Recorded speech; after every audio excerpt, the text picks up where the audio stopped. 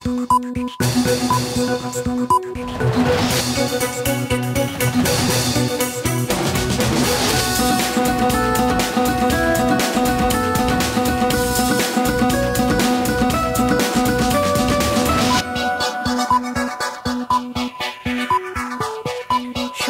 সবাইকে স্বাগত রাতের মাছরাঙা সংবাদে। সঙ্গে আছি আমি ইবতিসাম নাসিম মৌ। শুরুতেই গার্ডিয়ান লাইফ ইন্স্যুরেন্স সংবাদ শিরোনাম। তাপদাহে পুড়ছে দেশ, বিপর্যস্ত হয়ে পড়েছে জনজীবন। আজও সর্বোচ্চ তাপমাত্রা ছিল যশোরে 42.6 ডিগ্রি সেলসিয়াস। এই অবস্থায় দেশে হিট অ্যালার্টের মেয়াদ বেড়েছে আরও দুদিন। সাবধানতার পরামর্শ দিয়েছেন স্বাস্থ্যমন্ত্রী। গরমে দেশ জুড়ে ফল ও সবজির ফলন ব্যাহত হওয়ার শঙ্কা জানিয়েছে কৃষি বিভাগ। দেশের সার্বভৌমত্ব রক্ষায় যা করণীয় তা করা হবে বলেছেন প্রধানমন্ত্রী শেখ হাসিনা। সকালে চট্টগ্রামের আর্টিলারি সেন্টার ও স্কুলে বঙ্গবন্ধু শেখ মুজিব ব্যাটারি কমপ্লেক্স উদ্বোধন করেন তিনি। সেনা সদস্যদেরকে নির্দেশ দেন দেশপ্রেমে উদ্বুদ্ধ হয়ে দায়িত্ব পালনের জন্য। এবং সড়ক দুর্ঘটনার পরিসংখ্যান নিয়ে যাত্রী কল্যাণ সমিতির পর আজ আরেকটি প্রতিবেদন দিয়েছে বিআরটিএ। সরকারি এই সংস্থার প্রতিবেদনে দাবি করা হয়, ঈদের সময় 2 সপ্তাহে আগের বছরের চেয়ে দুর্ঘটনা কমেছে, তবে মৃত্যুর সংখ্যা বেড়েছে। দুর্ঘটনা কমাতে আগামীতে আইন প্রয়োগে আরও কড়া হওয়ার কথা জানিয়েছে সংস্থাটি। শুনছিলেন শিরোনাম, এবার বিস্তারিত সংবাদ। তাপদাহে পড়ছে রাজধানী ঢাকা সহ দেশের বিভিন্ন জেলা। জনজীবন হয়ে পড়েছে বিপর্যস্ত। আজও সর্বোচ্চ তাপমাত্রা যশোরে 42.6 ডিগ্রি সেলসিয়াস। দেশে আরও দুদিন হিট অ্যালার্টের মেয়াদ বাড়িয়েছে আবহাওয়া অধিদপ্তর। রিপোর্ট করছেন হাসনান তানভীর।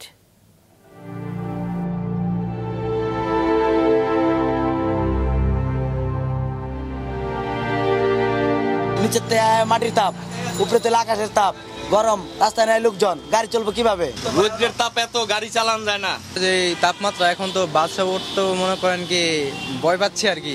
যে গরম এত সহ্য করা যায় না, প্রচুর গরম। আমরা তো গাড়ি দিয়েও থাকতে পারি না এরকম পরিস্থিতি। তীব্র রোদ আর প্রচন্ড গরমে অস্থির হয়ে ওঠা নগর জীবনে খেটে খাওয়া মানুষের দিন এভাবেই চলছে গেল কয়েকদিন ধরে তাপদাহ শুরুর পর থেকে। আগে কয়দিন টিকতো ফুল, এখন কয়দিন টিকে? প্রকৃতির এমন আচরণে প্রাণ ওষ্ঠাগত। একটু স্বস্তি পেতে গাছের ছায়াতলে আশ্রয় নিচ্ছে মানুষ। পশু পাখিও খুঁজছে শীতল নিরাপদ জায়গা।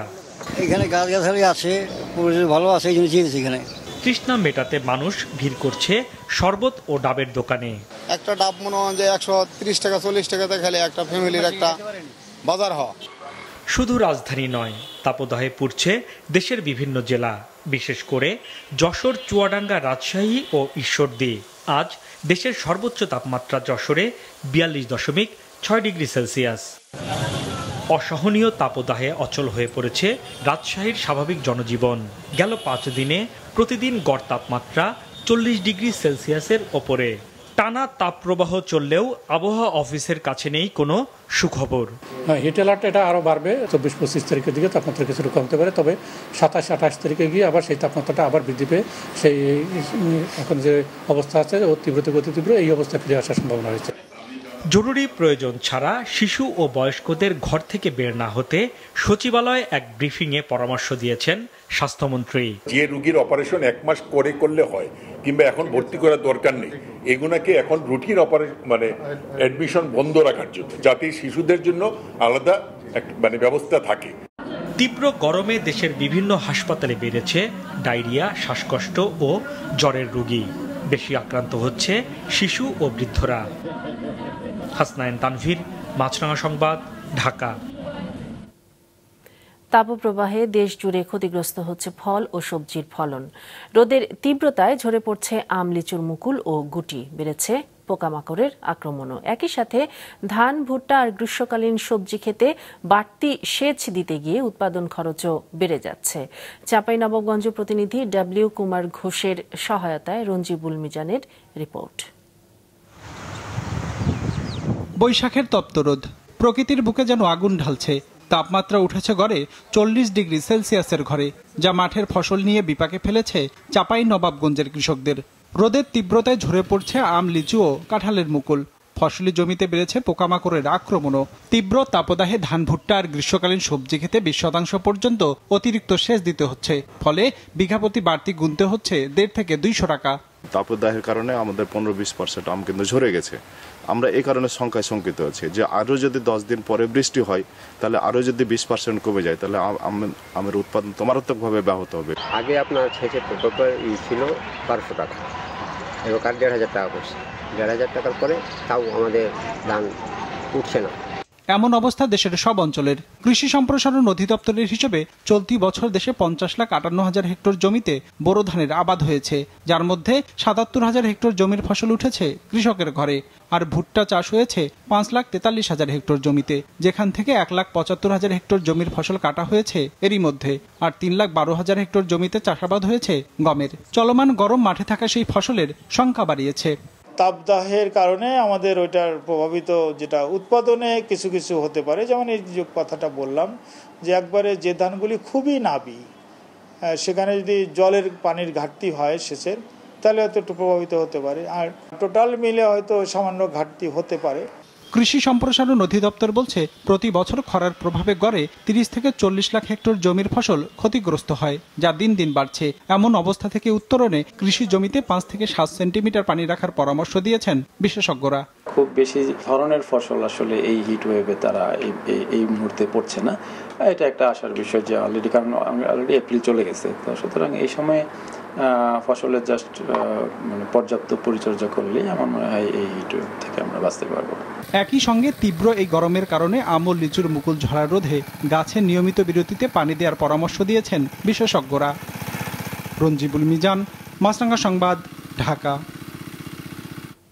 দেশের সার্বভৌমত্ব রক্ষায় যা করণীয় তা করা হবে বলে জানিয়েছেন প্রধানমন্ত্রী শেখ হাসিনা। সকালে চট্টগ্রামের আর্টিলারি সেন্টার ও স্কুলে নির্মিত বঙ্গবন্ধু শেখ মুজিব ব্যাটারি কমপ্লেক্সের উদ্বোধন শেষে সেনা সদস্যদের উদ্দেশ্যে দরবারে একথা বলেন তিনি। কমপ্লেক্সটি উদ্বোধনের পর প্রধানমন্ত্রী সেখানকার আর্টিলারি জাদুঘর পরিদর্শন করেন। মুজিব ব্যাটারি বাংলাদেশের প্রথম আর্টিলারি ইউনিট বা ভারী অস্ত্র সংবলিত ইউনিট। মুক্তিযুদ্ধ চলাকালীন আগস্টের প্রথম সপ্তাহে পাকিস্তান থেকে পালিয়ে আসা গোলন্দাজ বাহিনীর 80 জন বাঙালি সদস্যকে নিয়ে এই বাহিনী গঠিত হয়। পরিদর্শন শেষে প্রধানমন্ত্রী সেনা সদস্যদের উদ্দেশ্যে বক্তৃতায় দেশপ্রেমে উদ্বুদ্ধ হয়ে দায়িত্ব পালনের নির্দেশ দেন। বলেন, যুদ্ধ নয়, বাংলাদেশ সবার সাথে বন্ধুত্ব চায়। আমাদের পররাষ্ট্রনীতিতে জাতিপিতা বঙ্গবন্ধু শেখ মুজিব সে কথাই বলে গেছেন, সকলের সাথে বন্ধুত্ব, কারোর সাথে বর্হিতা নয়। আমাদের স্বাধীনতা সার্বভৌমত্বকে ক্ষুণ্ণ করুক আমরা তা চাই না। আমরা বন্ধুত্ব নিয়ে চলতে চাই, কিন্তু আমাদের দেশের স্বাধীনতা সার্বভৌমত্ব রক্ষায় যা যা করণীয় সেটা আমাদের জান কবুল, আমরা তা করব। এটাই আমাদের সবসময় মনে রাখতে হবে। ঈদের সময় এপ্রিলের 4 তারিখ থেকে 20 তারিখ পর্যন্ত সড়কে 286টি সড়ক দুর্ঘটনায় 320 জন নিহত ও 462 জন আহত হয়েছে বলে জানিয়েছে বিআরটিএ। নুরুন নাহার বিলির রিপোর্ট। ঈদযাত্রার 17 দিনে অর্থাৎ 4 থেকে 20 এপ্রিল 286টি সড়ক দুর্ঘটনায় 320 জন নিহত হয়েছেন। আহত হয়েছে আরও 462 জন, অর্থাৎ প্রতিদিন গড়ে প্রায় 17টি সড়ক দুর্ঘটনায় 19 জন নিহত ও 27 জন আহত হয়েছেন, এমন তথ্য দিয়েছে বিআরটিএ। তবে গতকালই পুলিশ প্রশাসন ও গণমাধ্যম থেকে নেয়া তথ্য বিশ্লেষণ করে যাত্রী কল্যাণ সমিতি জানায়, এবছর ঈদের আগে ও পরে 14 দিনে মারা গেছেন 407 জন, আহত হয়েছেন 1398 জন। তবে বিআরটিএর দাবি, যাত্রী কল্যাণ সমিতির এই তথ্য বিভ্রান্তিমূলক। 4 থেকে 18 এপ্রিল তারিখ অর্থাৎ 15 দিন সড়ক দুর্ঘটনা যে তথ্য প্রকাশ করেছে তাতে নিহতের সংখ্যা বিআরটিএর তথ্য থেকে শতাধিক বেশি, যা কিছুতেই গ্রহণযোগ্য নয়। বিকেলে বিআরটিএ ভবনে প্রতিষ্ঠানটির চেয়ারম্যান নূর মোহাম্মদ মজুমদার বলেন, গত বছরের তুলনায় এবারে ঈদের সময়ে গড় দুর্ঘটনার পরিমাণ কমলেও নিহতের সংখ্যা বেড়েছে 3 জন। যদিও যাত্রী কল্যাণ সমিতির হিসেবে দুর্ঘটনা বেড়েছে 31%। হিসেবে গরমিল থাকলেও দুটি সংস্থাই দুর্ঘটনার কারণের বিষয়ে মোটামুটি একমত। গাড়ির বেপরোয়া গতি, মহাসড়কে অবৈধ বাহন, অবৈধ পার্কিং, ট্রাফিক আইন মেনে না চলা, উভয়মুখী সড়কে ডিভাইডার না থাকা, যেখানে সেখানে রাস্তা পারাপার ও চালকের অসাবধানতার কথা জানিয়েছে তারা। সকল স্টেক হোল্ডারের দায় আছে, ইনক্লুডিং বিআরটিএ। প্রত্যেক স্টেকহোল্ডার দায় আছে। এখন যে কথাটা বলছেন যে কারণ এগুলা সবাই আমরা জানি, কারণ জানার পরও কিন্তু আমরা নিজেরাই মানি না। যারা কিন্তু সমালোচনা করতেছে তারাই কিন্তু আবার ওই মানতেছে না। একইভাবে যারা এই আইনের কথা বলে তারাও অনেকে আইন মানে না। বিআরটিএর হিসেবে সড়ক দুর্ঘটনায় পড়া মোটরযানের 28% motorcycle, bus minibus 18%, truck covered van 12% এবং নিহতদের বেশিরভাগই মোটরসাইকেল আরোহী। যতই ভিড় হোক ভিতরে কিন্তু মেয়াদ উত্তীর্ণ সময় মতো মেয়াদ উত্তীর্ণ যাতে মেয়াদটা থাকতেই যেন এই সনদটা নিয়ে নেছে, আমাদের ফিটনেস সনদ, সেইটা যদি ব্যত্যয় ঘটে আমরা কিন্তু ডাম্পিংয়ে দিয়ে দেব। বিআরটিএ চেয়ারম্যান জানিয়েছে আগামীতে দুর্ঘটনা কমাতে আইন প্রয়োগে আরও করা হবে তার সংস্থা। নুরুন নাহার উইলি, মাছরাঙা সংবাদ, ঢাকা। ধানের দাম 2 টাকা আর চালের দাম 1 টাকা বাড়িয়ে বোরো মৌসুমে মাঠ পর্যায় থেকে খাদ্যশস্য সংগ্রহের ঘোষণা দিয়েছে সরকার। জানিয়েছে এবার 17.5 লাখ টন ধান চাল কেনা হবে। আজ সচিবালয়ে খাদ্য পরিধারণ কমিটির বৈঠকে এসব সিদ্ধান্ত নেওয়া হয়। বোরোর ফসল সবার আগে ওঠে হাওর অঞ্চলে।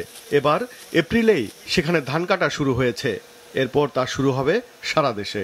সরকারি হিসাবে চলতি বছর দেশের 50,58,000 হেক্টর জমিতে বোরোর আবাদ হয়েছে, যেখানে 2,22 লাখ মেট্রিক টন ধান উৎপাদনের আশা করা হচ্ছে।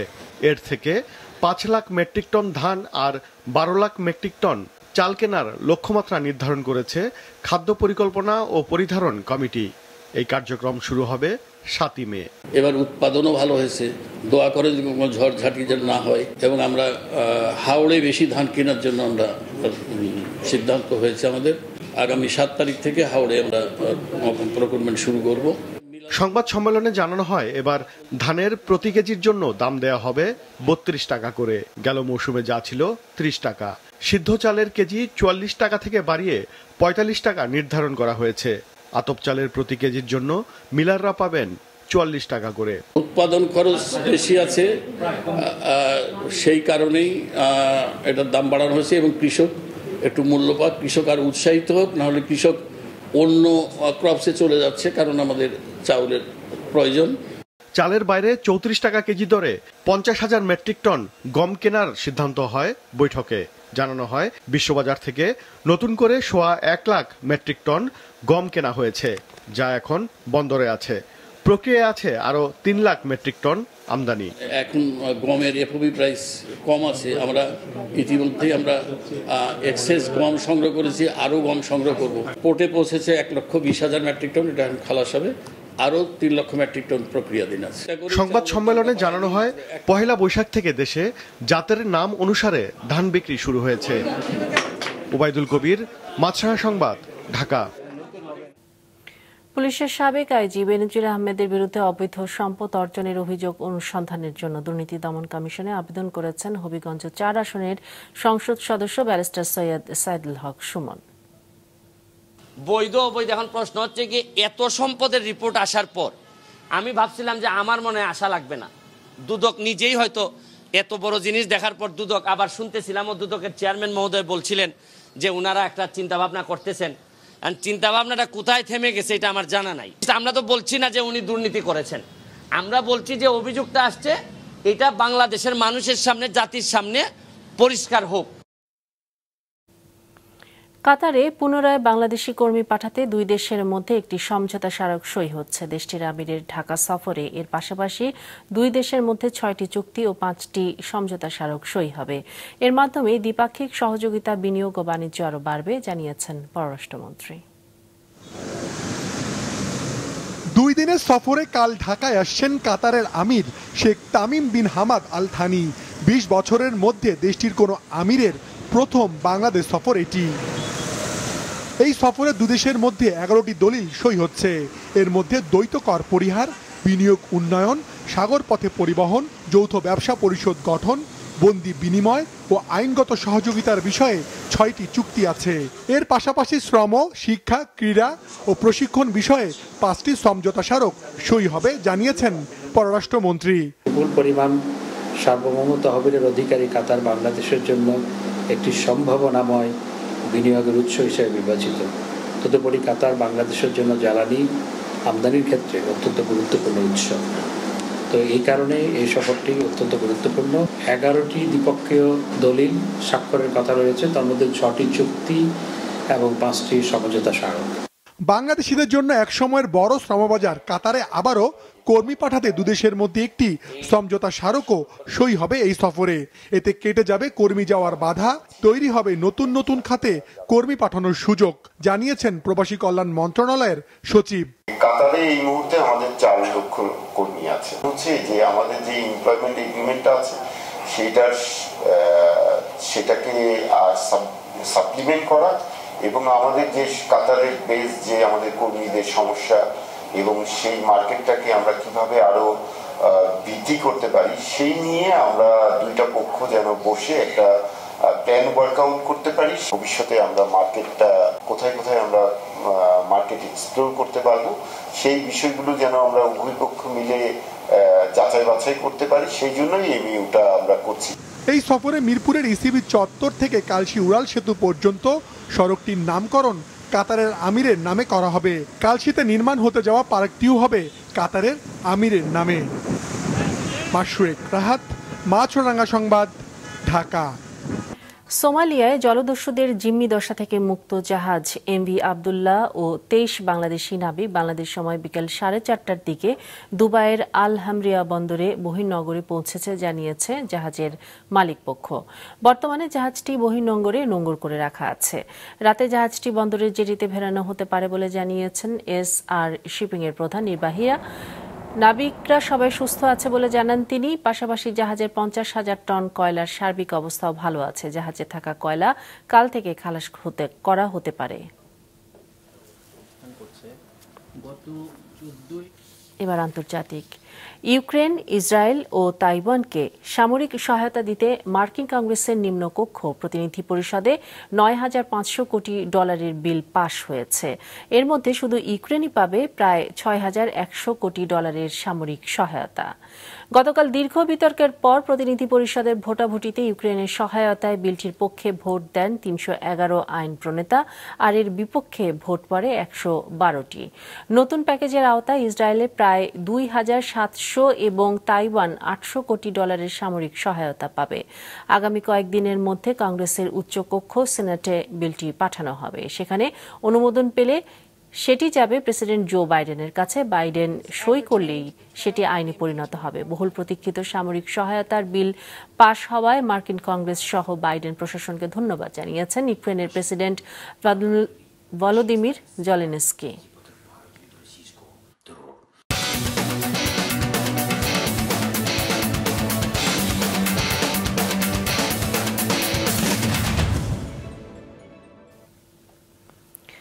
কুল বিএসপিএ 2023-এর বর্ষসেরা ক্রীড়াবিদ হয়েছেন athlete Imranur Rahman. Popular choice award জিতেছেন তরুণ ফুটবলার শেখ মোরসালিন। অনুষ্ঠানে স্কয়ার টয়লেট্রিজ লিমিটেডের ব্যবস্থাপনা পরিচালক অঞ্জন চৌধুরী পিন্টু বলেন, আগামীতেও বিএসপিএর এমন আয়োজনে থাকবে square. BSPA Sports Person of the Year 2023। মঞ্চের দিকে সবার আগ্রহটা একটু বেশি অনুষ্ঠানের একদম শেষে এসে। নাজমুল হোসেন শান্ত, ইমরানুর রহমান আর রাকিব হোসেনের মধ্যে সেরা হওয়ার লড়াই। কে জিতবেন কুল বিএসপিএ বর্ষসেরার পুরস্কার? চ্যাম্পিয়ন হয়েছে ইমরানুর রহমান। সবাইকে চমকে দিয়ে মাইক্রোফোনে ঘোষণাটা এলো, বর্ষসেরা ক্রীড়াবিদ ইমরানুর রহমান পুরস্কার জিতে নিজের উচ্ছ্বাস প্রকাশ করেছেন। সেই সাথে দেশের জন্য আরো ভালো কিছু করার প্রত্যয় ব্যক্ত করেছেন। Motivates other athletes, not only athletics but other sports, to take up the sports more seriously and try to win and do well in their performances so they can be here next time round. Bangladesh sports press association 1962 সালে প্রতিষ্ঠিত হওয়া 2 বছর পর থেকেই ক্রীড়াবিদদের পুরস্কৃত করে আসছে। স্কয়ার টয়লেট্রিজ লিমিটেডের ব্র্যান্ড কুল এর পৃষ্ঠপোষকতায় বাংলাদেশ স্পোর্টস প্রেস অ্যাসোসিয়েশন 10 বছর ধরে এই সম্মাননা দিচ্ছে। এবারও রাজধানীর একটি 5 তারকা হোটেলে জমকালো আয়োজনে হয় কুল বিএসপিএ স্পোর্টস অ্যাওয়ার্ড অনুষ্ঠান। আমি সবসময় সে আশা নিয়ে চলি যে আমাদের বাংলাদেশের ক্রীড়াবিদরা আমাদের জন্য অনেক সাফল্য বয়ে আনবে এবং এটাই আমার সবসময় প্রত্যাশা। আমি চেষ্টা করি যে অনুষ্ঠানটাকে আমি যেন মিস না করি, কারণ আমার পুরানো দিনের ক্রীড়া অঙ্গনের অনেক সঙ্গী এখানে। সো ভালো লাগার জায়গায় এই জায়গাটাতে আমরা কিন্তু এই বিএসপিএর সাথে 10 বছরের অধিক আমরা আছি এবং যতদিন তারা আমাদেরকে রাখবে আমরা থাকবো। স্কয়ার টয়লেট্রিজ লিমিটেড, এটা কুল। সাবেক ও বর্তমান খেলোয়াড়দের অংশগ্রহণে মিলন মেলায় পরিণত হয় পুরস্কার বিতরণী অনুষ্ঠানটি। খেলার পাশাপাশি নিজেদের অন্যান্য গুণও দেখিয়েছেন বর্তমান ও সাবেক খেলোয়াড়রা। এই যেমন শুটার এমআর মঞ্চ মাতিয়েছেন দারুণ নাচের মাধ্যমে। সাবেক ক্রিকেটার ইশতিয়াক আহমেদ ও কিংবদন্তি দাবারু নিয়াজ মোর্শেদ শুনিয়েছেন গান। এমন পুরস্কার এগিয়ে যাওয়ার প্রেরণা যোগায় বলেও জানিয়েছেন সবাই। কুল বিএসপিকে ধন্যবাদ যে আমাকে এত বড় একটা পুরস্কারে মনোনীত করার জন্য। আপনি যখন একটা প্রাইজ পাবেন, সম্মানিত হবেন, তো আপনার কিন্তু একটা দায়িত্ববোধ থেকে যায়, কাজের প্রতি ইন্সপায়ার থাকে। I am sure this generation also will be very much inspired by such recognition. এবার কুল বিএসপিএ পপুলার চয়েস অ্যাওয়ার্ড এবং উদীয়মান খেলোয়াড়ের পুরস্কার জিতেছেন শেখ মোরসালিন। এছাড়াও বর্ষসেরা ক্রিকেটার হয়েছেন নাজমুল হোসেন শান্ত, বর্ষসেরা নারী ক্রিকেটার ফারজানা হক পিঙ্কি, বর্ষসেরা ফুটবলার হয়েছেন রাকিব হোসেন। আর দলগত সাফল্যে সেরা হয়েছে বাংলাদেশ অনূর্ধ্ব 19 দল। অনিক জাবের, মাছরাঙ্গা সংবাদ, ঢাকা। রাতের সংবাদ শেষ করছি, তবে যাবার আগে গার্ডিয়ান লাইফ ইন্স্যুরেন্স সংবাদ শিরোনামগুলো আরও একবার। তাপদাহে পুড়ছে দেশ, বিপর্যস্ত জনজীবন, হিট অ্যালার্টের মেয়াদ বাড়ল আরও 2 দিন। ফল ও সবজির ফলন ব্যাহত হওয়ার শঙ্কা কৃষি বিভাগের। দেশের সার্বভৌমত্ব রক্ষায় সব করা হবে বলেছেন প্রধানমন্ত্রী। চট্টগ্রামে বঙ্গবন্ধু শেখ মুজিব ব্যাটারি কমপ্লেক্স উদ্বোধন। এবং সড়ক দুর্ঘটনার পরিসংখ্যান নিয়ে বিআরটিএ প্রতিবেদন। ঈদে দুর্ঘটনা কমেছে বলে দাবি, আইন প্রয়োগে আরও করা হবে সংস্থাটি। এই ছিল এখনকার মতো। ফেসবুকে আপডেট পেতে ভিজিট করুন মাছরাঙা টেলিভিশনের পেজে। ইউটিউব চ্যানেলেও দেখতে পারেন আমাদের সংবাদ প্রতিবেদন এবং অনুষ্ঠান। দর্শক, রাস্তায় ধুলো ও ধোঁয়া ফুসফুসের ক্ষতির কারণ হতে পারে, তাই জীবাণু ও ফুসফুসের সংক্রমণ থেকে সুরক্ষিত থাকতে ব্যবহার করুন ফেস মাস্ক। এতক্ষণ সঙ্গে থাকার জন্য ধন্যবাদ।